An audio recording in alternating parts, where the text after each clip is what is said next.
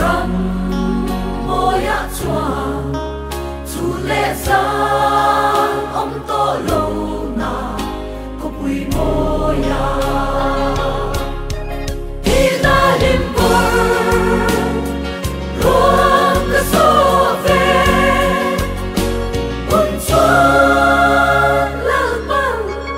aku takin in shwai kaya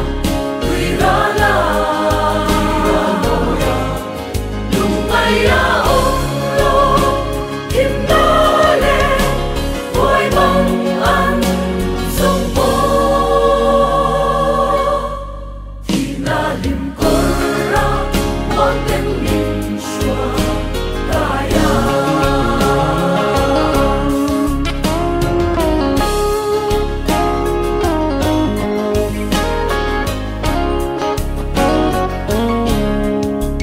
lim na ko pui moya lungaya kan chenta kan lung du kal masate min lo kwa lim oma cross bong soy til the king kan selam kan lung du kal ta tem min kirenge tina lim por ruang ka so ve un chuan la bang aku takin in shwai kaya wirala moya lumaya olo kimdale boy bang an song po tina lim korra mountain min shwa kaya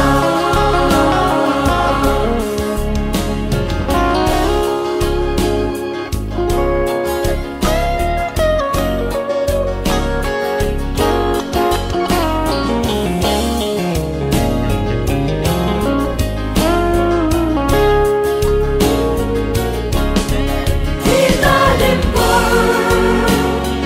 ruang ka so ve un chuan la bang aku takin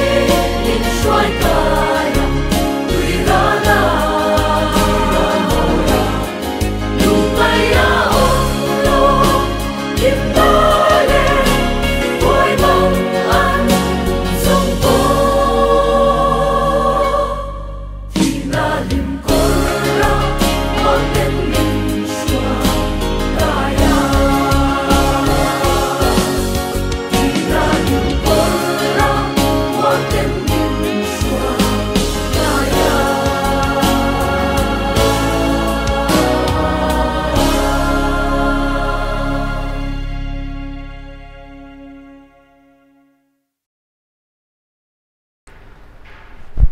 Pathian thu ilogai thang u Hebrai mi tinhena lekhathon bung som pani chang khada tang hian chiar te ang chuti chuan chumpuina satak ang thir tu tin min hual vel awang hian min te no ka piang le sual keima nia betlat chu ida ve ang u tin I suwa kan rin na siam tu le ti fam kim tu lam chu enin kan ma in tlan siak na tur oma hian chel takin itlan zel ang u ani chuan a ma a lim na om awang chuan mol pho na chungai ne pin cross chu atuara pathian lal thut pha ding lama khian an thuta a in tharau lama inin tha da a in lo ha lo nan an mani chunga thalo turin misual te chu tianga nial kal na tuar tu chu ngai tua te u khai sual da vin ti sen chuak khopin in la tang lova fuina thu fa te zil anga zil na che u kha in lo theingil ta e ka fa lalpa thunu na chungai nep su la azil hawai omin in tha da hek su lalpa chuan amangai chu athunun thrina fa alama piang chu avothi na sin ni ti hi in tuar hi nangma ni thunun na ni fa te chunga ti angin pathianin in chunga ati ani hi pa thunun lo fa tunge om ngai le fa zong zong hlo thin thunun na chu hlo lova in om ero chuan fatak ni lovin son in ni anga sin ti thleng hi chiar ta ila tu like kan khovel bo ruak han thir hianin poimo kati em bai pakhat chu fui na thu hi ani a fui na thu hi kan ma mo em mai ni kini pastor hote ko huai tu te speaker hote pathian rong bol tu ho zong te po hianin fui na kan ma mo rangani in fui ton tura ati kan lo di reng boka chuwangin hebrai ziak tu hianin fui na thu hi ngai thei ram ru ti in bung som pathum chang som ni le pania te po hian kan muwa tin bung ko chang som ni le panga a po hian ni chu lo nai tela in riatin in fui ton na sale zol sau ro ti te kan mu bok ani chuwangin fui na thu hi ko han ho te hian ring tu mi mal tin te hian kan ma mo em hian ka ria a tu na po hian fui na thu cha poimo tak mai kan soi don ani hei hep rai le kha thon kha kan han chiara bung som pani kha kan han chiara hep rai le kha thon hi hep rai christianity du da tuarte no chep na le har san na tok mek te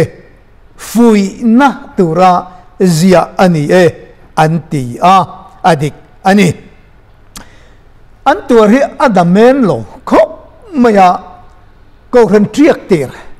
ho kha nasat du da in an oma an tur dan nasaber chu rom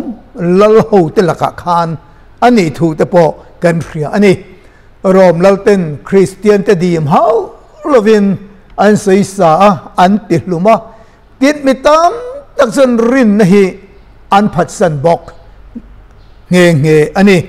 chuti lai chonin ring tu mirin om tak te lali suwa krista mangai tap tu te mitam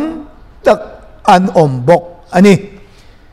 ti chuan hebrai ziak tu hian chung christian te chu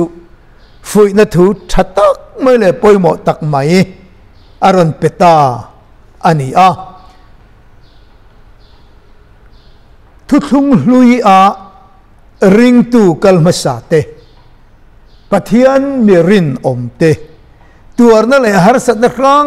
rang ka rapo zam lova rin om taka tuar tlang tu ta chan chin hei hebra bung som le pakhata hian kan mu a chung thu chu hebra ziak tu hian aron ahan soi masate te ani rin na in ti kha hebra bung som pakhata hian kan mu chho zela ti chon chang som pathuma hian chung zong te chu rin na in an thita a thil tiam te chu chang lovin nima sela chung chu lataka tanga muin chibai an lo buk to a le a hian mi khol zin mai an ni ti anin hria tir to boka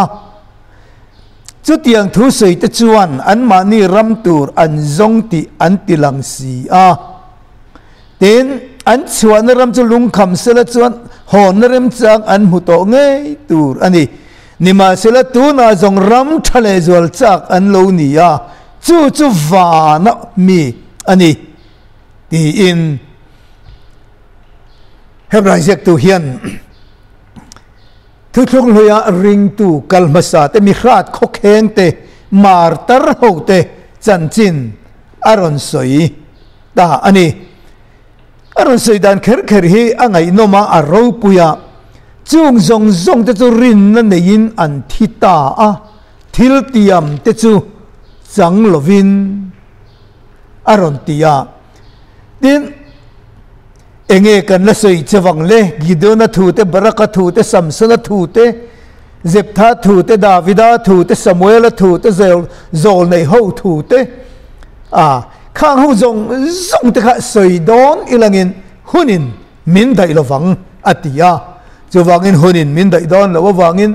tuna po hian kan soi lo mayanga nia chung te chon rin na in ram te an la thil fel an ti thutiam te an chang sakei bak nei kha te an ti chi saka mei thil ti theina an ti mita khan dai khriam lam an pum pela chak lo na ta chak takasia min an oma ti in an chan chin hi chip chiar takin aron soi zel ani chung ho he ta han soi lei lagin lunga denin an oma thing zaina zai bunin an oma khem na an to ka khan daya sa lumin an om beram vun le kel vun sinin an vak vai re thei takin khe om takin ti du dain an oma chung ho tan chuan khovel hi om na tlak anilo thalera te tlanga te pu ka te khuar khuruma te an vak thin tin chung zong te chuan rin na wanga fak lo toin thil tiam chu an chang lova atile ta keini tel lova an ni chu ti fam kima an om lo nan pathian in keima ni kong thua thil eng emo thale zola bo sei to wangin ti in aron soi ani chung zong te chu rin na nein an thita thil tiam chu chang lovin han tia hi enge thil tiam te chu chang lovin rin na neya fak lo thi to si a soi hi han soi fia lok tha in ka ria fapa Isua Krista pek thu tiam ro pui tak mai chu chang phak lovin mu phak lovin an oma nima selagin an riat chin to ka khan an rin om ma pathian laka an rin oma an tlan chelo pat fapapek thil tiam chu chang man lo ma se chu lat takatangin chibai an lo buk lok to rin nai nan mutlang vek ani ang ti chuan atak takala Isua Krista tlan na chan dam na cross a tuar na te chang phakin ro mu phak lo ba se lat takatangin chu chibai an lo buk to ati ani alung len thak le te hian ka khethina le hian mi khol zin mai an ni ti ani lo in khia tir to rin na nein khovel an lo chu san to mar tarin annun an lo hlan to alo ni chung ho tak chu di rom okay hebrai bung sob le patnia chuti chuan chum puina satak ang thir tu ten han ti tak hi alo dita ani chung ring tu kalmasa te mi khrat kho kheng te kha khang khu khatu na hianin thir tu angin hebrai ziak tu hian aron soita hei in khel kan ena in ti siak na kanan telve football in khel te po kan entry na thir tu te feel ko tlaga kan thup thina ni chu mi te chuan in ti siak na tel te chon lo ena an lo wa tang ro tin an lo fui na satakin fanten thir tu ten in ti siak na atel te an lo thir ang khan chung kalma sa to te chuan ke ni ring tu na Christian khovel lo met hi min thir ani chum puin kan chunga chuma oma min na hual khup ang mai hian chung mi kalma sa ring tu kalma sa te chuan min thir na min murang ani tin hey mu nom en na mu nom chua na muna arena ate mu nom mi hring le sakol insual tir te mi hring le mi hring insual tir ngun nam ne na insual tir na mun te oma khang khamit an lo thir thuk spectator ho kha an lo om ta ni khatik ang khan ring tu kal masa te hi hebraizek tu hian angai tu a heng ring tu kal masa te hian min thira an ni chon rin om takin an local to an ti tur an lo ti zo to tu na cho ke ni ring tu christian ti min thira ni min thira min fuya lo chang ru o ti angin heng kalmasa te hian min thir min mureng ani ti in hebraizek tu hian aron soita ani kakal chiang phutilangin atha o me ti chonin hi kan han en zel chonin ring tu ke ni tu na ring tu christian kal tu na he khovela om me te hi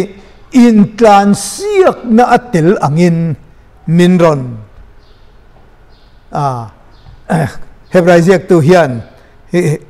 in ti siak na atel angin christian te hi minron me belta ani ti chuan in tlan siak na kan ma in tlan siak na tur oma hian chel takin itlan ze lang u aron ti ani in tlan siak na atel tur te chuan thom no azang thei ang ber anin bel thin ani azang thei ang ber eng ma in at ti buai lo turin an ma ni ti nok thei ti buai thei chi zong te chu anda vek thin ani chu kherengin min ti nok apiang le sual ke ma nia betlat ida ve ang u ahan ti ta ani ni unaw tu na hianin ring tu te kan kal zel na hian rin na kan kal zel na hian min uai fual thei min ti chak lo thei khovel thil sumle pai ngai to na te emo ti sa thil du zong te emo kan ngai to na zong te min ti nok thei min ti chak lo thei min ti nung tol thei tu ang chi zong kha ida ve ang u ati ani hi ti chuan in tlan siak na kan telani dan ang thapathil ti zelin dik taka hein tlan siak na hian kalzel turin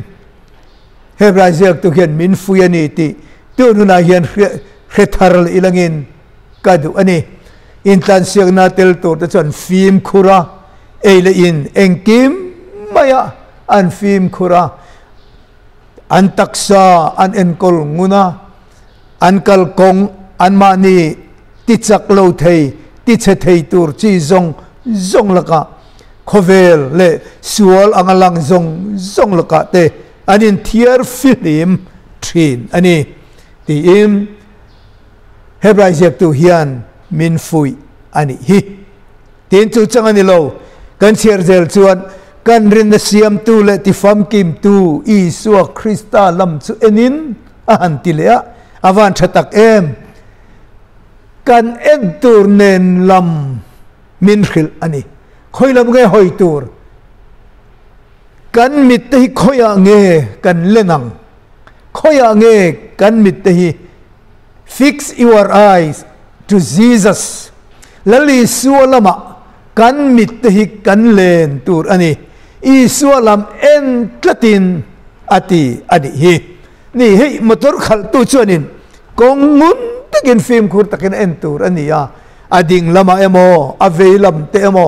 a en hu chuan harsat na a theng thei ani chuwagin malama enin film khur takin a en tur a khal tur ani chutilo chuan chianrap thak a theng thei asin ti te kan khiat apoimo chuti chang ke ni ring tu te po hian tunai an en tu ravatam em tira u hu tu ravatam em ve o dinglam ve lama nung lama petek na tur pen lok na tur en tur mu nom ngai nom he khovela hian thalai ho ta tan phi atam mani chu ti la ya Isua Krista lam chu en tlatin han ti chu a harsa kan ti mai thei ti ro ni ma se chu apoi mo si ani Isua Krista kan rin na siam tu la ti fam kim tu lam chu enin ati ani hi lali solam en tlat turte khovel thil laka in sum turte in thiar filum turte in kanin fui ani unaw tu fui na thu hi ngai thei ram ro ati ani ni te chu lo nai tel tin khiatin in fui ton na sale zual sau ro ati ani chu wangin o tu lai khovel ka han kher hian in fui angai takin ka khria apoi mo em ani ti chu kan en zel chon hei chang thuma hianin poimo deu mai haron soile ta in tharau lama in tha da in lo ha lo nan atia ni hei tak mai hiani poimo chuni kan tharau lam nun hi kan in tha da kan lo ha mai hi a ol ma ava poimo ole tun lai khipui leng vel awanga in khar khip na bo ruak te hi mitinin kan khevek no mai ti ro in tha da awahan ol te lul in tha da ol khop mai dom da ol khop mai zom thot ol khop mai ani hibale hey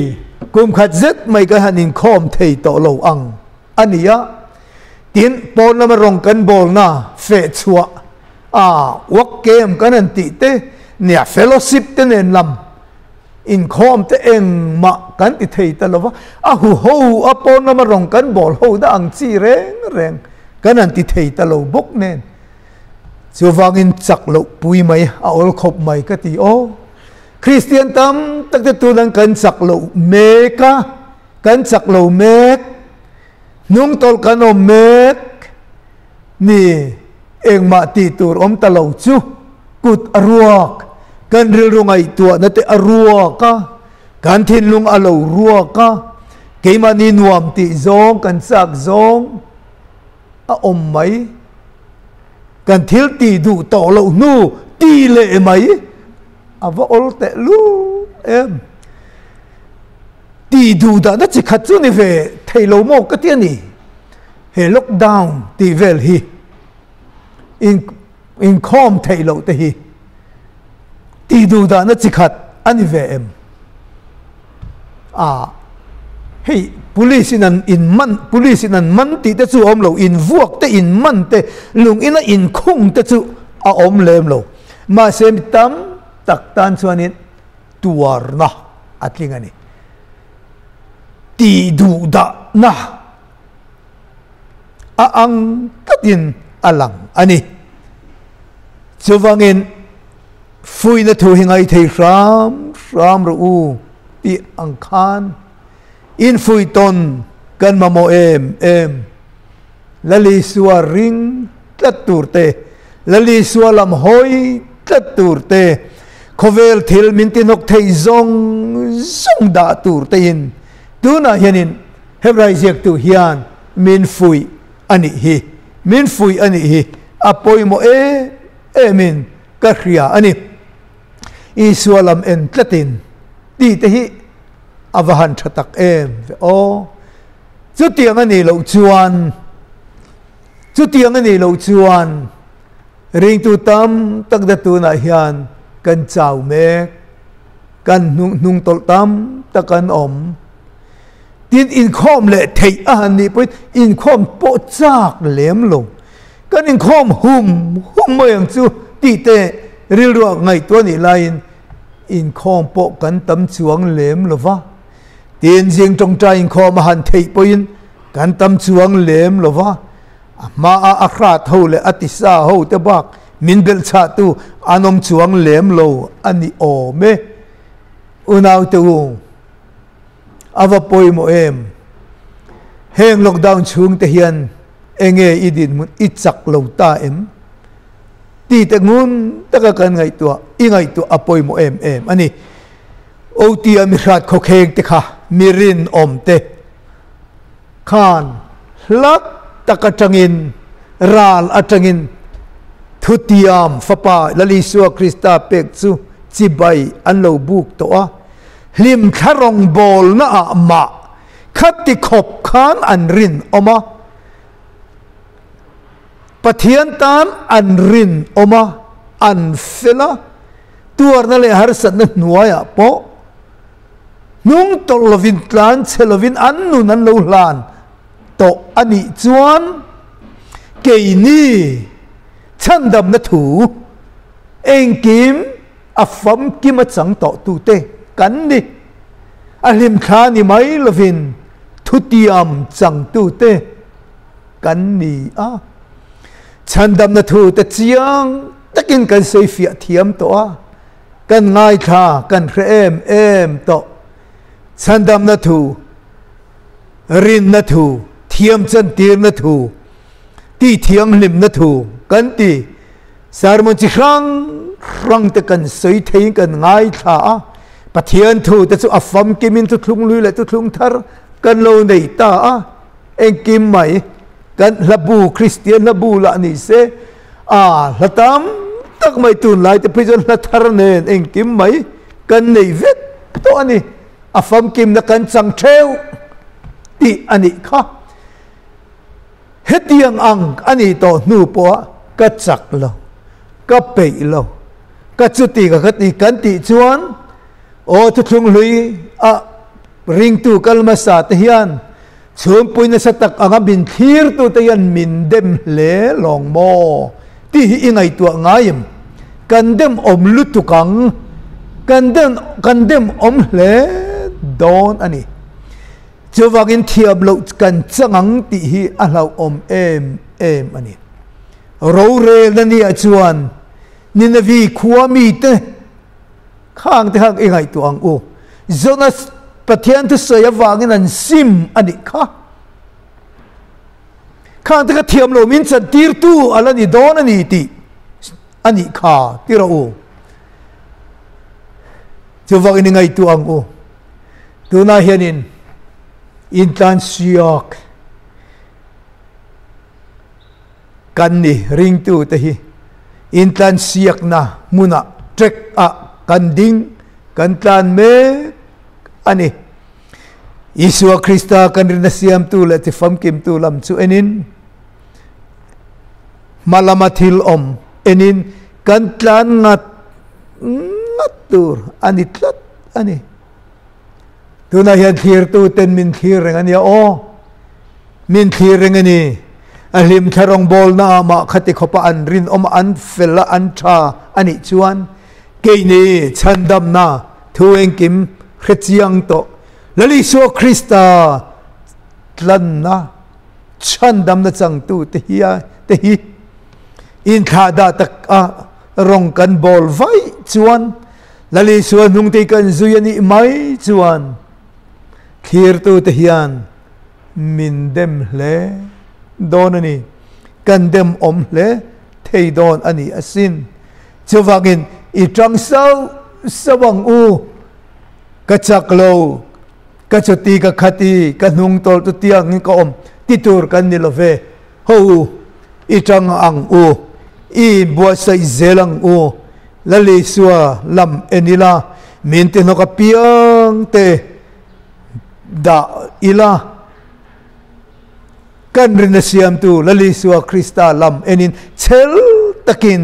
itlan ve zel lang u ti in Christian te ko khan ho te kanin fui du ani fui na thu hi ingai thei ramang u bible ati ani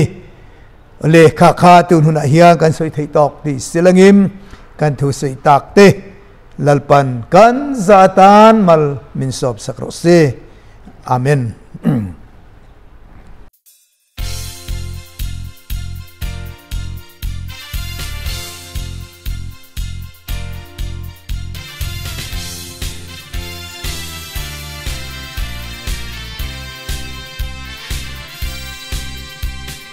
Love